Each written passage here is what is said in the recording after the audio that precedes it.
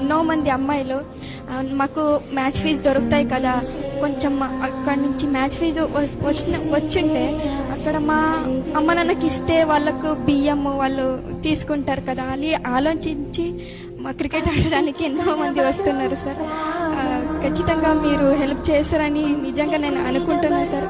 ఖచ్చితంగా చేస్తారు మీరు. నేను చూస్తుంటాను సార్, మీ సోషల్ మీడియా నేను ఎక్కువ ఫాలో అవుతుంటాను మీది.